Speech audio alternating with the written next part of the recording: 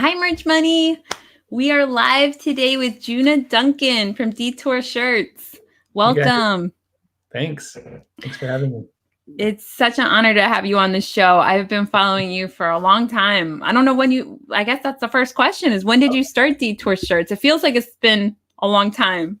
Yeah, I started Detour. Well, it started as Detour Design. Mm-hmm. And that was back in 2005. I don't know if it says on here on my shirt. Yeah. 2005. So that's when I started Cafe Press. Wow. So that's my official online t-shirt date. So did you start Instagram and all of that? Or when did you start your Instagram posts? Instagram just started after I did merch. So after I got on merch, which was 2017, I started Instagram. I've only been on Instagram maybe a year and a half. Oh, okay. So around the same time that we started. Yeah. Right around the same time. We started April 2018. So guys, next Monday, this coming Monday, is going to be 2 years. I can't believe it. 2-year anniversary. That's a good one. So we'll give you guys more details, but we're planning a fun show for next Monday. So hopefully clear your calendar. We hope all of you guys can come watch next Monday. That'll be fun. But anyway, so you have been so inspirational to so many people. For any of you guys that don't follow Detour Shirts, I put the links in the description. If you're watching on Facebook or if you're watching on YouTube, you should see his links. But he has such helpful posts. I love how you have your Instagram structured and how you have everything structured. We'll go into it more. We'll go ahead and start from the beginning. But guys, make sure you follow him if you don't already. This will be a very good show. You have so much experience and you've been so helpful to so many people. So thank you so much. Oh, you're welcome. Thank you. Thanks for saying that. It's nice of you. Yeah. Well, it's all true things. So you started back in 2005. Is that what you said? 2005. That is the year I graduated college. Oh, wow. That is so I was not on the path of graphic design at that time. I went into retail manager and then I was a bank manager. Oh, wow. But yeah, so tell us about it. So how did you get started in 2005? What made you decide to try it? So in 2005, a coworker of mine and I wanted to start our own business. And so he did a lot of website design and I did graphic design. And so together we thought we could do like a website company creating website designs. We didn't get a lot of sales coming in. We didn't get a lot of clients. So he found that a lot of companies were doing, as a side business, selling t-shirts online.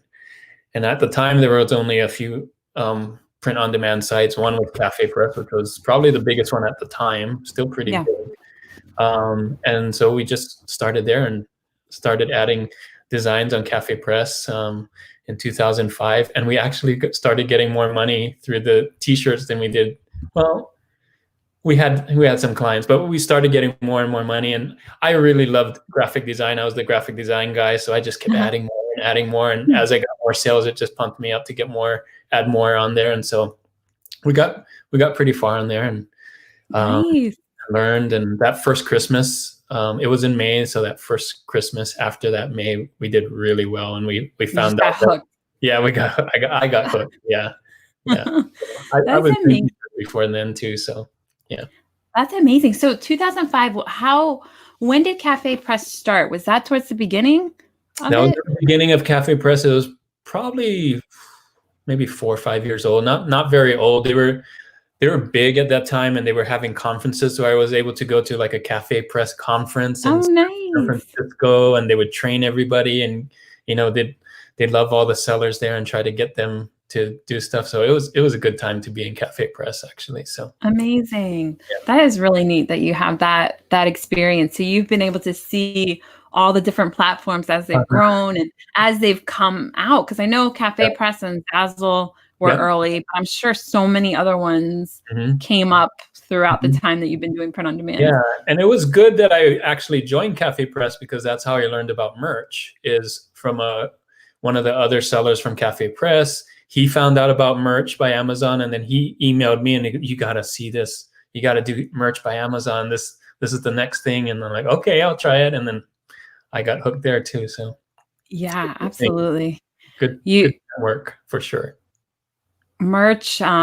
Did you right away see a difference between Cafe Press and merch, or were you so established on Cafe Press that it took a while to have success on merch? Before merch, Cafe Press was my biggest seller or profit. But as I learned how to do merch and learned from other people on YouTube, like yourself and other people that I followed on YouTube, I've learned how to work the Merch by Amazon system, and it's so much easier to ramp up on Merch by Amazon. Not only do you get, you can look at the BSRs and what other people are doing, and the community is great, but you're on Amazon, so like just the traffic from Amazon, it's crazy. So yeah, it's always interesting to talk to people who started before merch and started on other platforms, because I think that's really good practice. Like if you can succeed on all the other platforms, then I'm sure merch just seems so easy. Like it's so much easier. It is. So it's good if you start, you have the right expectations going in. But anyway, let's say hi to everybody joining. Fernando joined. Hi, Fernando. Nito. My niece, BB Rose, is Brianna's. If you see me, say hi, Brianna. That's who I'm talking to. Cool.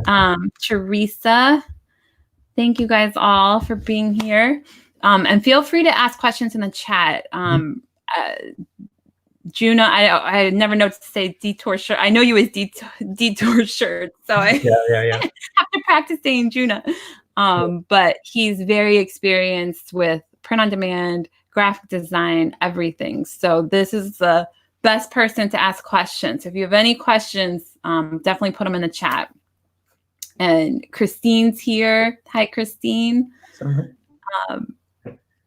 And Tammy. Look at all these people. Thank you guys all for being here. Thank you for watching. Yeah. Well, I don't even know where to begin, because there's just so much we could talk about. I know the topic, when we were getting ready for the show, I was like, I don't even know what topic. Juno knows everything. So we just decided to talk about how to increase sales, because that's what, when it all comes down to it, that's what everybody wants. That's what I was thinking. Like, even if you're a lower tier, you want to increase sales. If you're higher tier, you want to increase sales, especially now when there's no merch, you want to increase sales. So yeah, increase sales is always something. So. Yes, absolutely. So along those lines, I guess you had, even before Cafe Press, you had a graphic design experience. Yeah. What was your original graphic design experience in? Was it like, it wasn't t-shirts, right? It was something else? Right. So I was a graphic designer at the time. I was I did ads for the Yellow Pages. If you can believe that. So yeah, that was fun. So we would crank out Yellow Page ads back when there was a Yellow Pages, and do probably 14 a day or something like that. It was amazing. Yeah. And I did on the side as well. I always did, graphic design on the side. I would do my little characters or my t-shirt designs even before Cafe Press even. So there was a company called Crazy Shirts. I think they're still around in Hawaii. I would submit t-shirt designs to Crazy Shirts even before 2005. So I would draw them by hand even before I had a computer and would submit it. And so. Oh my gosh. Wow. So you have really seen the whole progression. And you went to school for graphic design? Is that what you said? Yep. Graduated with a degree in commercial art. So yeah. That's amazing. So commercial art, that was graphic design, like on computer? So back when I went to college, graphic design just started. So I learned traditionally. I drew and painted and, that kind of thing. There was a couple of classes that was just breaking out. I graduated in 95, so I'm old. So they just had I think it was was it a Quark Express? I'm kind of dating it, but that's okay. Yeah, Quark Express, I think, was the application that we were using back in that class. And so, yeah. It's amazing to think how much has changed just in our own lifetimes. Like my dad graduated with a computer science degree in 1983. computers were around, I guess, but they were like so big, they filled up a whole room. And anyway, but just in our lifetime, it's just, I mean, I remember getting our first computer and like, it's just so much has changed. So it's really fun to talk to people where you've seen the whole progression, like from start to finish. Yeah. Well, not finished, but whatever, start to now. Yeah.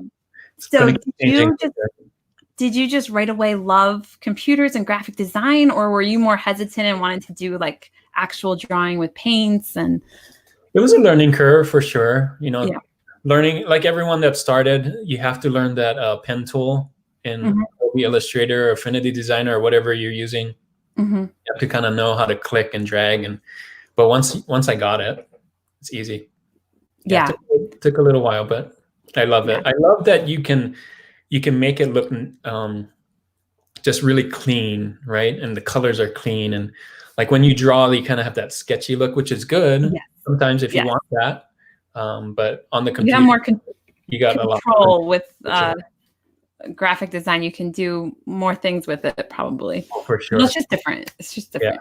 And you can undo and like, So by hand, nice. There's some benefits, but there are definitely a lot more benefits, I think, on the computer. So well, I think it's so neat. So you were doing ads, you were doing different things. You started figuring out ways to get graphic design for t-shirts.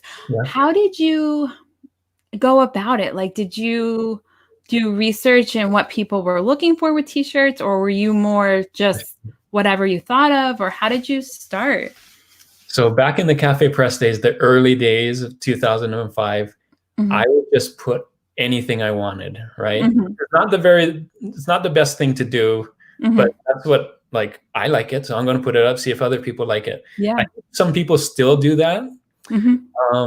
But what really took off in that December or that Q4, that first Q4, was I noticed that, remember the show Lost? Yeah. There was a saying on that show. Not Lost. Yeah, it was Lost. No, sorry. It was Heroes. Okay. I did a Lost one, but Heroes came first. Okay. And so Heroes, there was like save the world, save the cheerleader, save the world, or something like that, right? It was back early 2005, 2006. Anyway, I thought, wow, people are really looking for that. So I made a t-shirt right away on Cafe Press. And this is before I knew anything about trademarks and not having and they're on the law. Like, you can't do that anymore. But I did it, and I got sales after sales. And like, whoa, this is crazy that I got so many sales for that.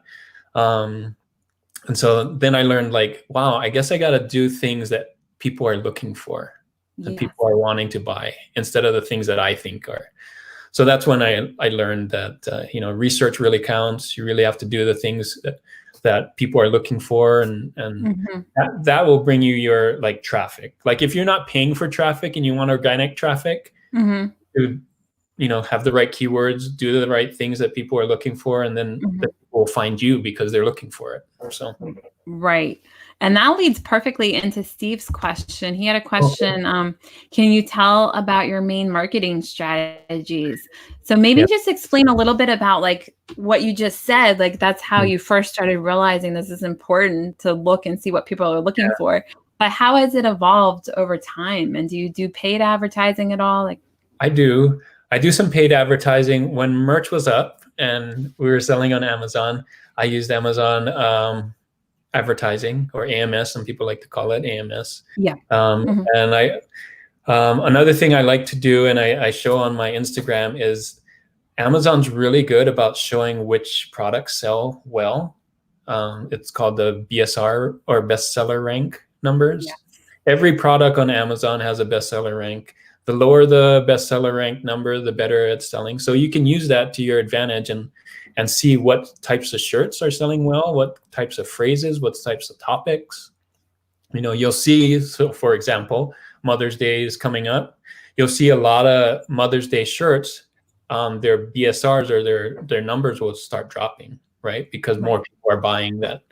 So that's one way to find out what's selling. So as far as marketing, I make sure that I'm designing things that people are looking for. And one way to find out that is through the BSRs on Amazon. Another way to find that is just by searching on Google Trends, Google searches.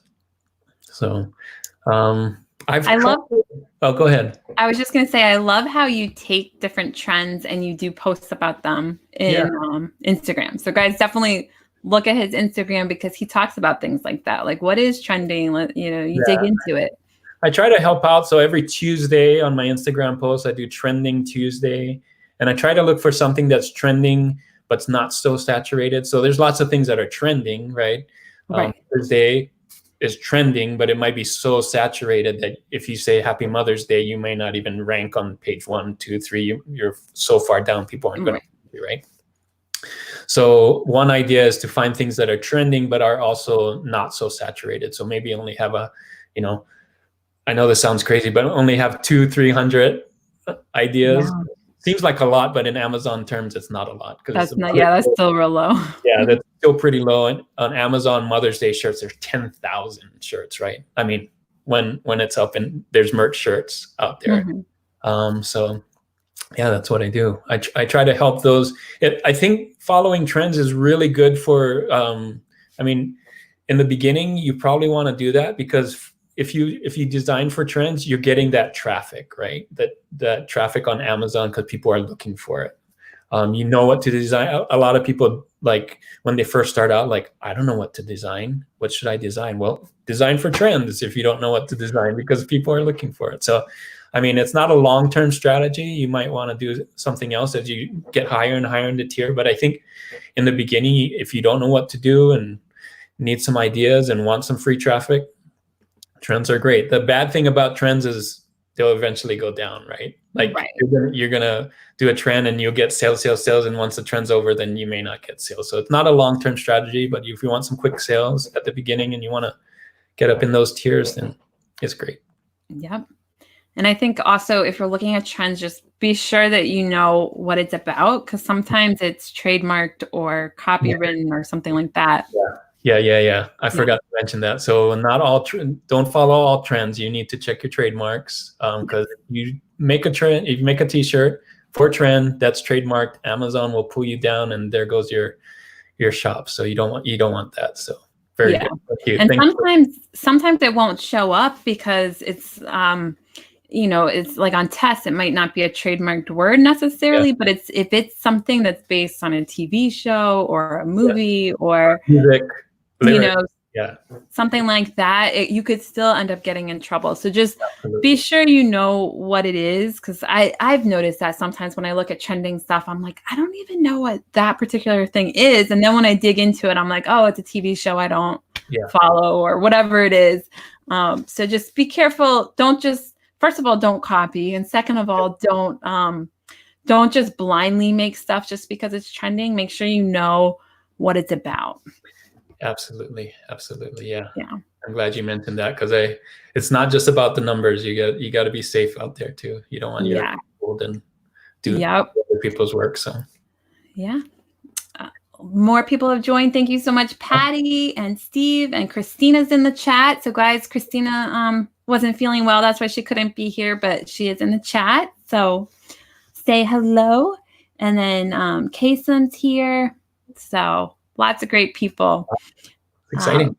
Everybody loves your work, loves your posts. You're just it's so nice to have somebody who's a talented designer, but also knows about sales and how to do marketing, or at least like look for trends and look for what will sell.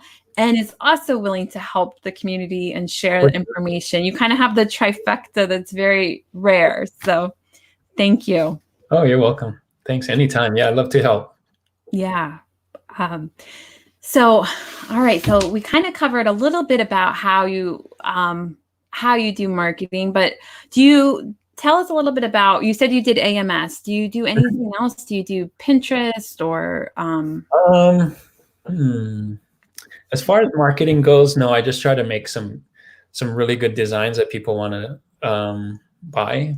And I guess I do Instagram, as you know, and Facebook and stuff like that. So I do post my designs out there on Instagram and stuff.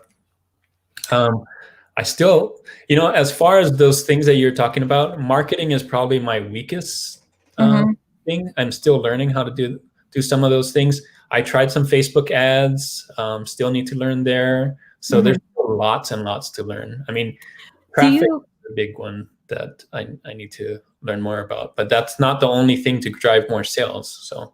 Right, exactly. And we'll go into that more, but there's so many ways to make print on demand work for you. It's amazing. Do you tend to learn one or two niches and dig into those, or do you just look at the overall what's trending? Oh, that's a great question. I do both. I try to look what's trending. So one of the reasons why I like doing Trending Tuesdays is I help other people find trends, but it's also for me so that I'm like, I know every week I need to find out what the trend is. So it kind of helps both ways, because otherwise, if I have a reason to do it, then I'll do it. But also I like to look at, other things, like maybe I have an idea for myself, and then I'll look to see if it's on Amazon, that kind of thing, and kind of search Amazon. Is this selling right now, this idea that I have? And so kind of do research that way. Yeah. Sometimes it's funny and you look and you're like, oh my gosh, I really thought I had to have been the first person that thought of that. And it's already on there. You're like, it's already there. Yeah. Well, I love what you just said about accountability, because I've been talking about that in Merge Money, and it's one of the whole entire reasons why I started Merge Money was because to hold myself accountable. Because it's so easy to just get into a rut of whatever you're doing and stop learning or stop growing. And like with me doing Merge Money, it's almost impossible because I talk to a new person twice a week. So I almost have to learn something from you or from whichever guest I have on the show. So that helps. And then also posting the quotes in the morning helps hold me accountable to reading every day. And now I've posted like screenshots of my morning routine that holds me accountable to do that. So I keep using the group for more and more things to hold myself accountable. But I like how you do the same thing. It's a real thing, guys, having somebody to hold you accountable. How did you learn that, or what made you think to do that? I don't know. I guess I just learned it from doing it. I'm sure I've learned it from videos. I can't pinpoint who exactly told me how to do that. But I like to listen to new people like you and other people on YouTube. In the early merch days when I first started about 2 years ago, I started in 2017, by the way, and there were a lot of people talking about it, and I just ate it up and like, oh, this is how you do that, and this is how you do that. So I probably learned it from someone. I don't know. Yeah. But it helps. It helps to make goals. What's really interesting about the merch is that you have tiers merch, and I think that actually helped too, because when you're in the beginning, you have the first tier, and you're like, I got to get that goal. So it's a goal, right? And it's an easy goal, but as you get, it's a harder goal, and it's just a little harder goal and a little harder. Yeah. So it's nice to have those little goals that you can achieve and make you want to go for it and do it. So, and there used to be, I mean, there still is, but now the daily uploads is so high for a lot of the tiers. But in the beginning, first of all, everyone was lower tiers. And then second of all, even when you were tiering up, the amount you could upload per day was smaller amounts per tier back then. So it actually helped because nobody wanted to miss a day of uploads. It was like you had to work on your designs every single day because after that daily after the day passed, you would lose those daily uploads and you'd have to start over again the next day. So that really helped a lot of people in the beginning, and myself included, where it was so much motivation to make sure every single day you were uploading. Yeah. So I think I learned a little bit from that. Of course, now you have to make your own kind of goals. I think I have a 10,000 daily upload or something ridiculous like that. So I have to be like, okay, I'm going to do 20 or 30, whatever it is that's reasonable. So you're at tier 50K, right? 50K. Yeah. Amazing. Amazing. So inspiring. All right. So sorry, let me go back a little bit. Did you say that you had a partner when you first started Cafe Press? Yes. He did the website stuff. I did the graphic design stuff. So as the t-shirt stuff grew, I started taking over the t-shirt side. He continued doing the website side, and we kind of split while the t-shirt did well. So I took over the t-shirt side, and he did the website side. And we're still friends. We're still co-workers, by the way, a different job. But I owe it to him to actually started finding Cafe Press, because he was the one that found it, and I was the one that built it. So if it wasn't for him, I don't know if I would have found Cafe Press at all, but I'm thankful for him. It's so neat, all the little connections and all the little things we learn from each person. Sure. I was messaging people all day today because we're going to have our 2-year anniversary next Monday. And it's like amazing. Each person that I messaged, I was thinking back to like different things they helped me with. And I'm like, man, it's like hundreds of people have helped with this whole journey and building Merch Money and everything. And I'm just grateful to all of you. Yeah. It's a great community. I think the merch community is one of the better ones out there. So yeah, I think so too. So, well, that's great that you started with someone, and then that you continue to grow and continue to push yourself. I'm sure probably you learned accountability in there somewhere too, having a business partner and all that. I guess, how did you structure your day back then? Like, how did you decide, and now too, like, how do you decide what platforms to put your designs? Do you focus on one more than another, or do you kind of just like divide up your week and upload to all of them? Or how do you do your schedule? Yeah. I don't know if this is the best way to do it, but the way I do it is whichever one brings in the most profit, I focus on that more. So right now, well, not right now, 2 months ago, a month ago, it was merch. And so I focused a lot on merch. Probably 80% of my time was dedicated to merch, probably more. So I just kept uploading, research, upload, And so the other ones kind of fell by the wayside, but I'm okay with that because merch brought in so much more than the other ones that I felt like I was using my time the best. Yeah. And right now, because merch is down right now, I'm not focusing on merch. I'm focusing on Redbubble and TeePublic and, Amazon Seller Central and things like that. So Etsy and my own Shopify store. So trying to build those up now because those are actually making sales. So just got to focus on what brings in the most. For me, that's how I do it. Yeah. I like how you say, like, this might not be the best way. This is what I do. I kind of struggle with that too, because it's like you're talking to so many people and they think that however you're doing it is the best way. And so I'm always trying to say, well, this is what I'm doing. I don't know if it's the best way. But a lot of people say to diversify, which is very smart, because something like this happens and you want to be diversified, because all of a sudden one day merch is doing great. The next day they shut it down. Yep. No warning, no anything. So it's very important to be diversified. And I didn't, we used to have more hosts on the show, and some of the other, Brianna and some of the other people in the beginning were very emphatic about diversifying. And I tried to keep that going once they left the show, but it was hard for me because that's not what I was doing. I was focusing on merch. So I think we're showing what can happen. Like right now, merch went away. So if you focus only on merch, then you have to deal with like, well, now what? Like you have to kind of scramble. Yeah. Sales on merch right now. Yeah.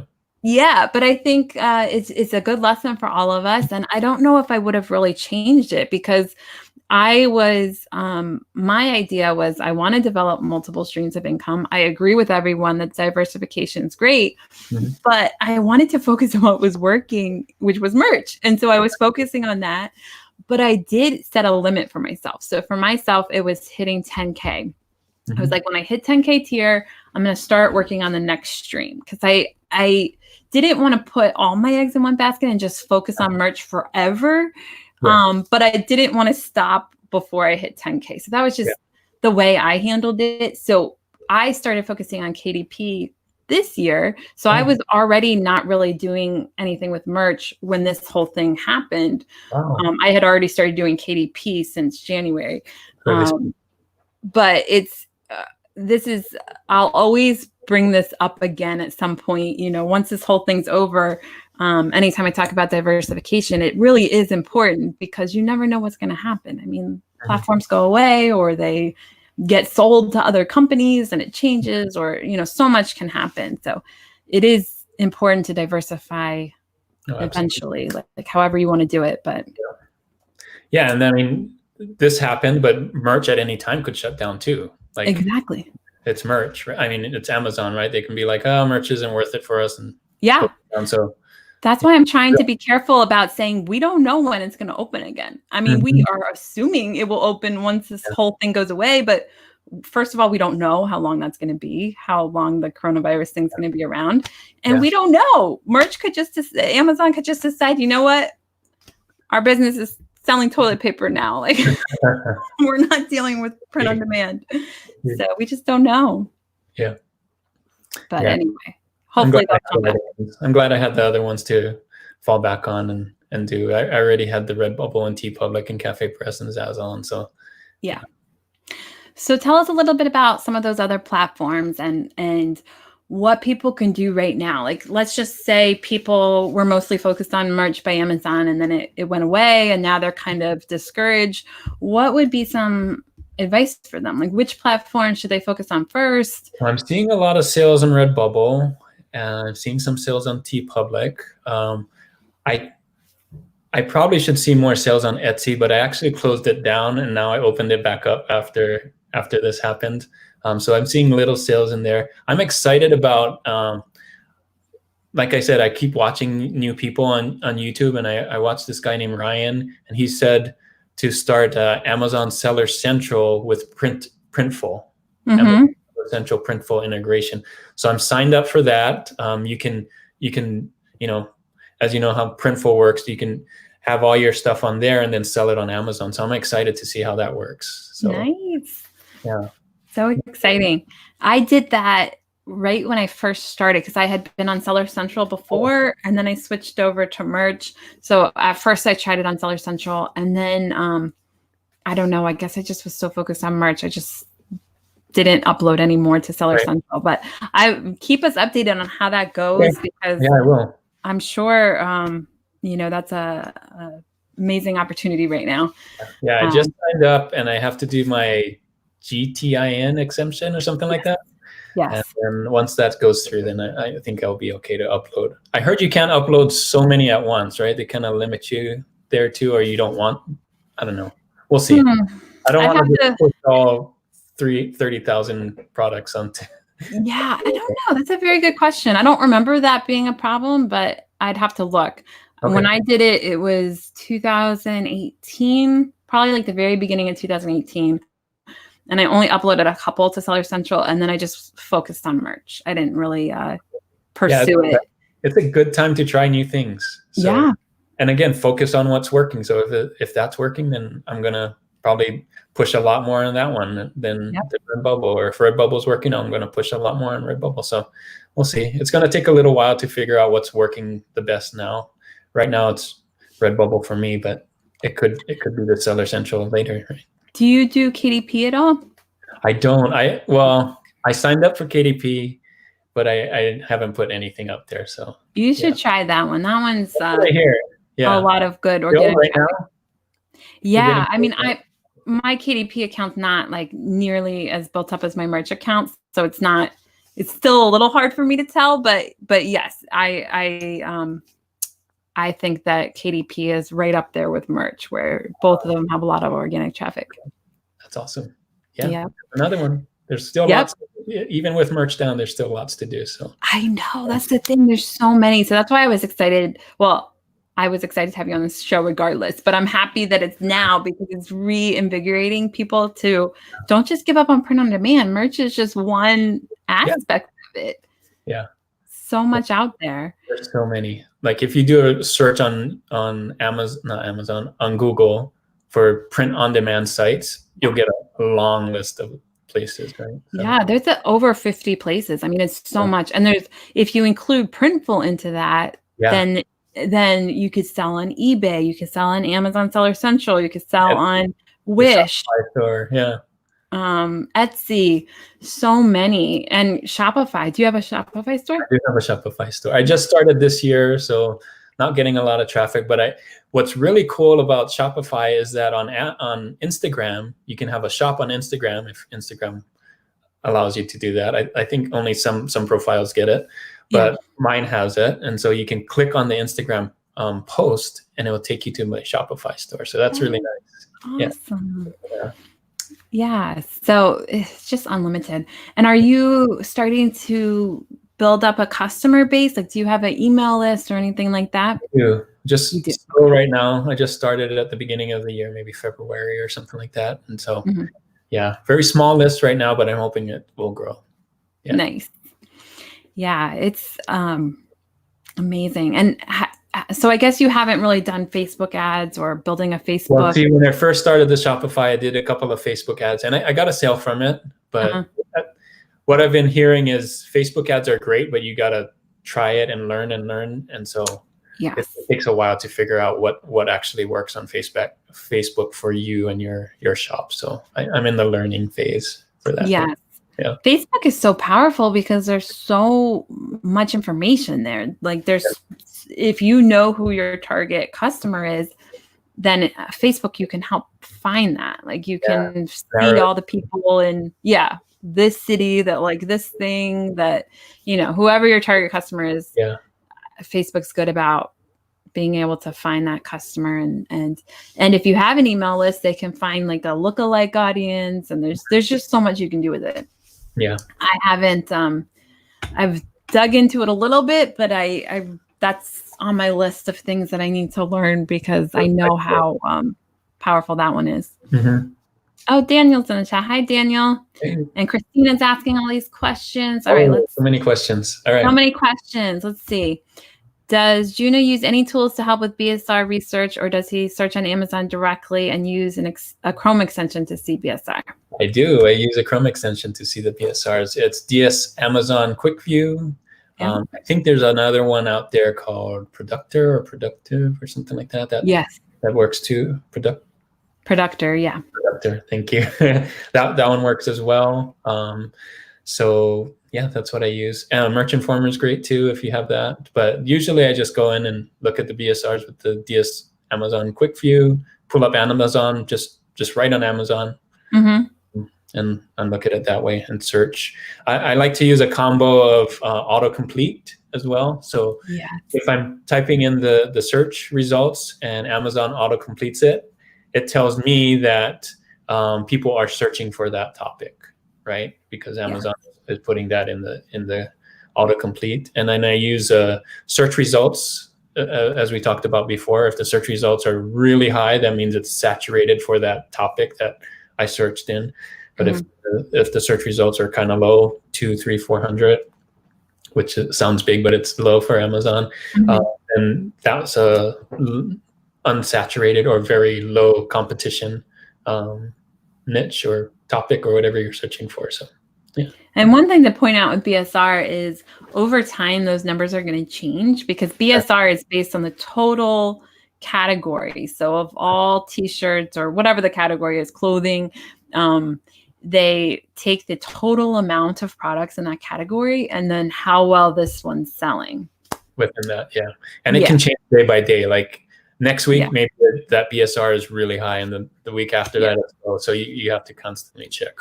Yeah. And if you are a seller on different kinds of products, you really have to pay attention to which product category you're looking at. Because if you're used to T-shirts and what's a good BSR on T-shirts, and then now you're trying to sell some kind of kitchen gadget, it's going to be different. The BSR numbers are not, they don't correlate. So it's you got to know your category that you're selling in. So do you use BSRs for KDP too? I would imagine you do. Yeah, I do. I am not as great at knowing what BSRs are great on KDP because I'm still I'm so much more used to merch. But you could tell I use BookBolt to help with that, like pulling up and seeing the bestsellers on there. But books is a different category than T-shirts, so you got to pay attention to all that kind of thing. Like But yeah, I use BookBolt for research for KDP. Yeah. See, that's another good thing about being in the merch community is like all these other people have figured out a way to find trends or to find what's good to sell or to help you with design or to help you with this or that. And like, there's so many tools out there for merch and how to sell on merch, which is great. So exactly. Yep. All right, let's go ahead and ask all Christina's questions. She's got some good ones. With AMS, does Juna do just automated ads or does he do manual AMS ads? If manual, any tips to share? I just started doing manual ads, so I don't know how well they're working. Right, like a week or two before this whole thing hit, I was doing manual keywords, so it's like exact match and those kind of things. I feel like those work better, but again, I only have like 2 weeks of data to support it. So most of the time before that, I was just doing automatic. Yeah. Yep. They both work. So it's just, yeah. I feel like they get better over time too. Seems like Amazon kind of learns who's buying your stuff. And I watch the ACOS, the ACOS, and see if I'm spending more than I'm selling. So if the ACOS, and I don't know if this is right or not, but I try to like make it under 20%. So if it goes above 20%, I kind of watch that and tweak it or stop it and do something else. So I do watch that on my Amazon ads. All right. And then do you use Printful for Amazon Seller Central? If not, who do you recommend? I just started Amazon Seller Central. I am going to use Printful. I haven't added any t-shirts to Amazon Seller Central yet, but as soon as that, as soon as I get signed up and all of that, probably end of the week. So I'll be posting what I learned on Instagram on. Fantastic. Yeah. And the GTIN exemption thing is easy. So yeah, it's just right. You fill it out, sign it. Yeah, it's super simple. I think I pulled up a video on how to do it, but it's like, I remember it was like super easy. You just filled out the form, sent it in, and then they like let you know that they approved it or whatever they say. But it was not a hard process. That's all I remember. What I'm excited about that is like, because there's no merch shirts on there, there's like a lot less competition, right? Yeah. So I think this could work. Yeah. Anybody in the chat, if you are selling on Seller Central, let us know how it's going. Yeah, please. That's definitely something that we should be all doing. It's new to me. Yeah. When is Amazon going to open AMS program again? You have any idea? I'm struggling with organic traffic. There's a lot of competition. I'm tier 500, by the way. So that is me, though. Yes. I have no idea when they're going to open again. As far as I know, you can still put ads out there, but you don't have any shirts to put ads for. So that's why we closed it down. I closed mine down because I don't have any. Like, if you go on there and try and search for my stuff, it's not there on Amazon. Amazon just actually, they didn't pull it all down, but you can't find it. Right. I think there actually was a thing where if you didn't have AMS, they're not letting new people join it. Oh, that's what he means. Yeah. So I don't know. About I'm not sure about when they're going to open that up again. I don't know when that's going to. I was lucky to get in early. Yes. I wish that they would let us know things like that, but unfortunately, I don't know. But traffic's tough. So you have to. That's why I say go for trends, because you really want to. If you're going to just design stuff and you don't have traffic to push traffic, like you're not doing ads or you're really relying on organic traffic, right? And so how does organic traffic work? Well, people are looking for stuff that they want to find. And how do you know what people want to look for? Then you do like in Amazon, type in the phrase, oh, people are looking for that. I should make more of those, right? So you really need to design things. If you're relying on organic traffic, you really need to design things that people want to buy and what people are looking for. So that's my tip for that. And that goes with research. You can't just, like back in the day, remember I said in Cafe Press, I was just putting out things that I thought was funny and I wasn't getting any sales. Well, that's the same thing that's happening on Amazon a lot of times when people first join Merch by Amazon. They're like, oh, Merch by Amazon, it makes lots of money. Oh, I'm going to just throw up t-shirts and make a lot of sales. Well, that's not really how it works. You have to have a good design, first of all, but good design isn't all of it. You need a good design that people are looking for, right? Because you can make a really cool design, elaborate design that's better, like it's a work of art. But if nobody's actually looking for that work of art, then it's not going to sell, right? Because or you have to drive traffic to it, and then maybe you'll get some eyeballs on it. But the thing is, you need eyeballs on it. You need people looking for it. You need people wanting it to buy it. And so, yeah. All very good points. And I think that that's a good thing to elaborate on, because I think a lot of people are in that position where they're, tier 25, tier 100, tier 500, and they feel frustrated and things like that. I think part of it is expectations. Part of it is just a learning curve. What would you recommend? Like, what exactly is needed to succeed in print on demand? Like, do you think that it takes a while to learn graphic design, learn keywords, learn all these different things, or what should people expect? So I think you need at least these three basic things. You need research. You need to know do your research, find out what's selling good for you as soon as you get some sales. Like, why did that sell for me? Can I make more of those? Look on, search Google, search the internet, find things that you like and get some ideas and look at BSRs. We talked about trends. We talked about different things that are popular. Go to like different pod sites and see what's trending there and see what's selling there. So research is one. Design is part of it. Like, you have to have, if you're in a competition with other t-shirts online, like let's say you design a Mother's Day shirt. Of course, that's really saturated, but let's say you found a little niche in Mother's Day and you're on page 1 with everybody else. Well, why are they going to pick yours over everybody else? Well, it's probably because of design or of the keyword that you're using, or something that speaks to others. So design is a good thing. You got to learn good design, the colors, look at different pod sites, and just generate a lot of designs, not just think that, in the lower tiers, you only have 10. So make it your best 10. But as you keep going up in tier, you just got to keep creating, keep putting more and more stuff. So that's design. And I think the next thing is traffic. Like we talked about a little bit of traffic. You can rely on organic traffic. You can go on social media and drive traffic that way with your Facebook and Instagram posts, AMS, use the right keywords. Again, with the trends, like if you're doing trends, then that's going to give you some traffic. Go on and tell your story on why you're doing this design, right? Maybe do a Instagram story or a TikTok on why you did this. So you need the followers, you need the traffic, you need the eyeballs on your stuff. So research, design, traffic, and then keep learning how to do better research, learning how to do better design, learning how to get more traffic. So that's what it takes. Like you keep learning. Yeah, I think that's why Merch did the tier system, right? Mm-hmm.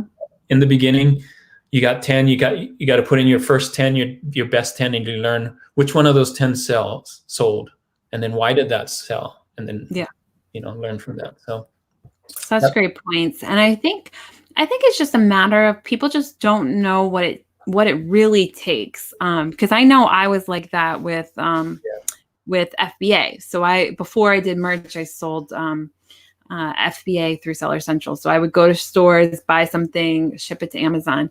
And I think it's very easy when you're first starting out to feel like you're working so hard. Yeah. So I felt like I was working so hard and trying so hard. But like when you really broke it down, like, okay, what did I actually do today? And it was like, okay, I went to one store, shopped stuff, came home, shipped one box or two boxes. You have to realize like that is not what it takes to succeed on FBA. Yeah. You have to go to many stores. You have to buy many cartloads of stuff. You have to ship many boxes. And it took me a while to kind of realize like what it actually took. And learning what it actually took was talking to other FBA sellers. And I think it's the same with print on demand. Like people think it takes uploading 3 shirts. And it's like, no, it's going to take a lot more than that. And even if you're on tier 10, you're probably going to have to design more than 10 shirts to really, how are you going to know what are your 10 best if you only have 10? You really should probably design like 50 and pick your 10 best out of those 50, or rotate it out, or things like that. So I think some of it is just understanding what it really takes. Like, it takes designing a lot of shirts to develop design skills. It takes a lot of research to really understand how to research. So I think just setting expectations for yourself of what it actually really takes. Yeah, for sure. Yeah, it takes a lot. I mean, you got to start somewhere, just like everybody else. I started tier 10. You know, I didn't get sales for the first month, just like everybody else. It took me 2-3 months before I got some traction. And, you know, even though I had a whole bunch of t-shirt designs when I thought, oh, I'll just join merch and I'll just take my best sellers from Cafe Press, put it on Merch by Amazon, money. No, it doesn't work that way, because what sells on Cafe Press doesn't necessarily sell on merch. So you have to learn the merch system and learn what sells well on merch, and what sells well on Cafe Press, put it there. What sells well on, you know, other pod sites, you put there. So. Well, thank you for sharing that, because I think that's eye-opening for people, that even you, with like experience since 1995, it took more than a month to get a sale, and even in 2017. So, you know, now there's even more shirts. It's not easy. It's really not. But I think while you're building up merch, while you're stuck in tier 10 or tier 25 or whatever tier, you can be uploading to Redbubble or Zazzle or KDP or any of these platforms. And you can learn there. Like, you don't have a limit there. At merch, you have the tier 10 limit, but Redbubble, you can throw 100 on there if you have the time, and learn from there and what sells there. And so, I think that's all very good points. And I think, tell us a little bit more about your Instagram and what you post each day, because I know you have such good tips on design. So for people learning, what are things that you're helping teach? Okay, so when I first started Instagram, I thought, well, I heard that you need to post consistently on Instagram to get a good following. So I thought, I'm going to break it down to a work week. Monday, Tuesday, Wednesday, Thursday, Friday, I'll take a break on the weekends. Monday, I was thinking, well, I saw this hashtag Monday motivation, or Motivation Mondays. So I'll do motivation quotes on Monday. So I do motivation quotes, motivation things on Monday. Tuesday, I was trying to think, I was going for alliteration. So Tuesday, trends. I know trends are important for merch. So every Tuesday I post a trend that's trending on merch. I haven't done one in the last couple weeks, maybe just last week, but that's because there's not I did. It's not a merch trend. That's what I did. So I just did a trend. So it's not a merch trend. So I'll probably do that again tomorrow, where it's not a merch trend. And then Wednesday is Wisdom Wednesday. So I try to drop some wisdom for, you know, just your side hustle, entrepreneur wisdom, things that I learned from other people there. Thursday, I try to do some design tips. So I try to show you some things that you can learn, some kind of like color theory, or how to make this vintage design or doodle design, or something you can use in your t-shirt design. So if you go back in all the Thursday posts that I've done, you can learn how to design a t-shirt in different ways. You know? Yeah, and guys, do that. It's amazing. This is all free, and it's from a designer that has been doing design since 1995.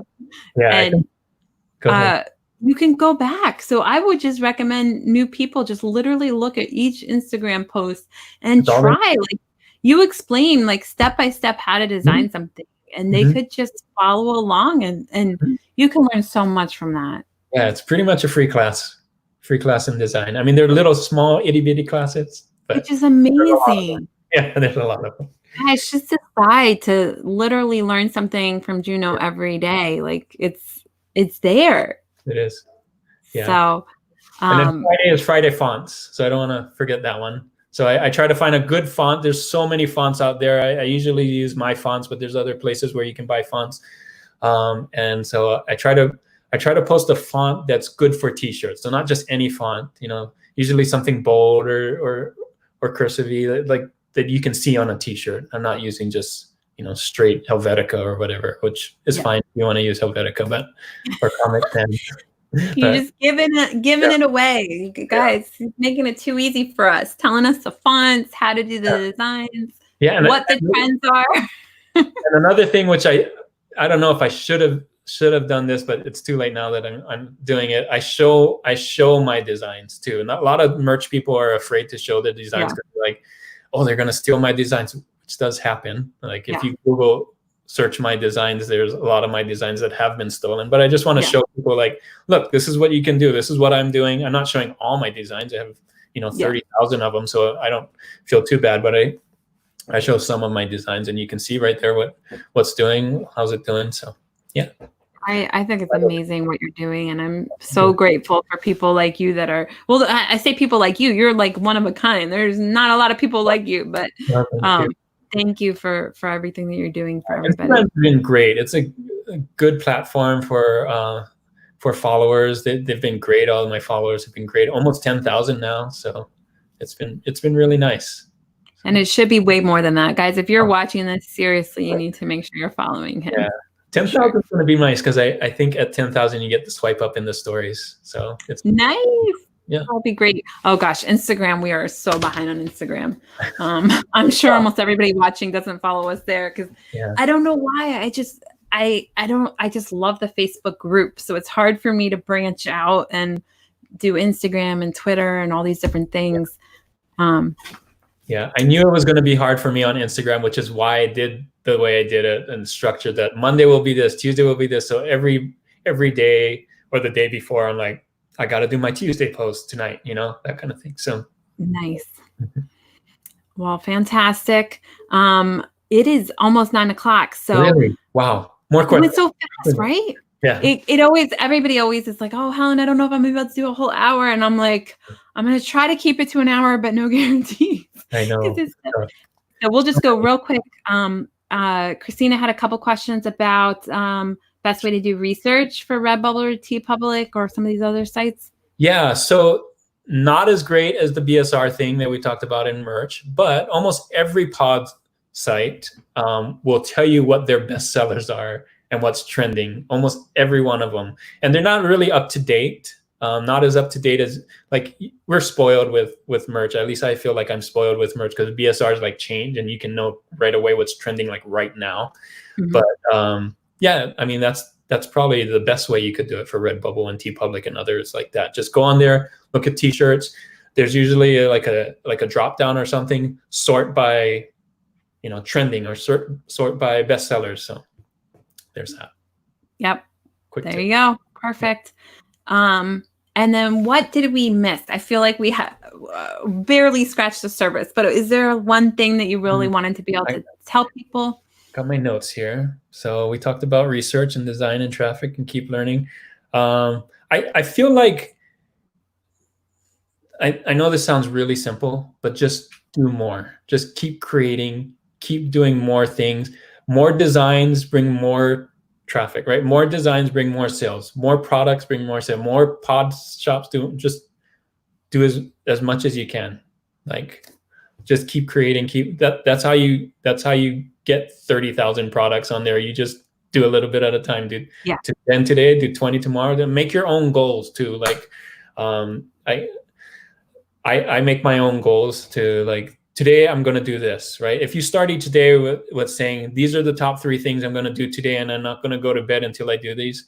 And I think staying hungry is really important too. Like, I think I was more hungry when I first started. I felt like, because when I was in tier 10, I'm like, I'm going to get to that tier 20, and I'm going to do everything it takes to get to there, And so some days I need to refocus and tell that to myself, like, now's a great time too. Like, if you're not hungry now that merch is closed down, like, to get more sales, like that should motivate you to do even more. Like, I'm gonna put more and more on Redbubble now. I'm gonna put more and more on. So make your own goals and stuff like that and keep to them. So if you're hungry enough and feel like I need to do this because, like, you have to have a good reason, right? Not just like, yeah, I'm gonna get to it when I get to it kind of thing. The reason behind it is what's going to push you to do it. So have a good reason why you're doing it. Amazing tips. And I know it sounds simple, but that's the key. That is the key. You have to have a reason why. and do more. I love that you said do more, because that's what I was kind of starting to say too, when I was saying I wasn't doing enough with FBA. Like, what you think is, if you're a new entrepreneur or if you're new to print on demand, whatever you think you need to do, multiply that by at least 10, probably 100, depending on where you are. Like, it takes more. But if you just expect that you're going to be able to do, in the beginning, it's hard. It's like, maybe you really only can do one design that day. But as you learn and as you grow, just know, like, just expect yourself to be able to do a lot more than that. And you'll get there. But it does take more. It does take more. I think a lot of people know what to do, just like exercise or losing weight, right? Everybody knows what to do. Like, it's the doing part that, like, knowing is half the battle, but the other half is actually action, right? Remember that knowing half the battle G.I. Joe thing? Yeah. The other half is action. If you didn't know what the other half is, you have to actually do the thing. Like, just knowing that, 80% of losing weight is diet. Well, I know that, but I actually have to do. So all these things, I think a lot of people know. Create more products and do this. Use the right keywords and BSR and research and design and traffic, and like, a lot of people know all of that things, but actually doing it, that's the next step. And you're not special, right? Like, you do it, and you've done it for years and years and years. So I think everyone can. It's just finding a way. Like, how can you get yourself to actually do it? I mean, is it an accountability partner? Is it, I'm reading a book called Atomic Habits, and it's about great book. One of my favorites. It's such a good book. Stacking a habit on something you already do. So I was already posting the daily quotes every morning. So it's like, okay, what can I add to that? Let me add the rest of my morning routine to that.